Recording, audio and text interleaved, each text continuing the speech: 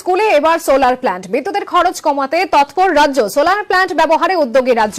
জেলাগুলি থেকে স্কুলের তথ্য চাইল নবান্ন। আরো বিস্তারিত জানাতে পারবো, আমাদের সঙ্গে রয়েছে আমাদের প্রতিনিধি সোমরাজ।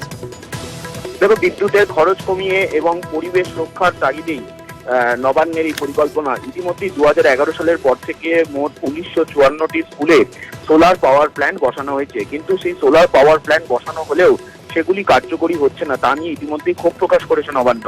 রাজ্যের অপ্রচলিত শক্তির উৎস দপ্তর তারা ইতিমধ্যেই জেলাগুলিকে একটি চিঠি পাঠিয়েছেন এবং অপ্রচলিত শক্তি দপ্তরের সচিব চিঠি পাঠিয়ে কোন কোন স্কুলে সোলার পাওয়ার প্ল্যান্ট বসানো যেতে পারে তার তালিকা চাওয়া হয়েছে।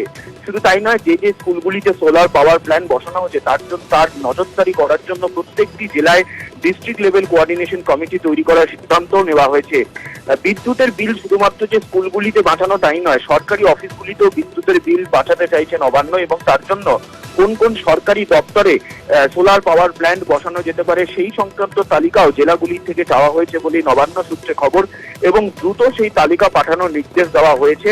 তার কারণ একদিকে যেমন পরিবেশ রক্ষা হবে, পাশাপাশি বিদ্যুতের বিল অনেকটাই কম হবে। তার কারণ সরকারি অফিস বা স্কুলগুলিতে বিদ্যুতের বিলের জন্য প্রচুর টাকা ব্যয় করতে হচ্ছে রাজ্যকে এবং সেই বিদ্যুতের বিলে লাগাম টানতেই রাজ্যের তরফে এই উদ্যোগ, তেমনটাই নবান্ন সূত্রে খবর।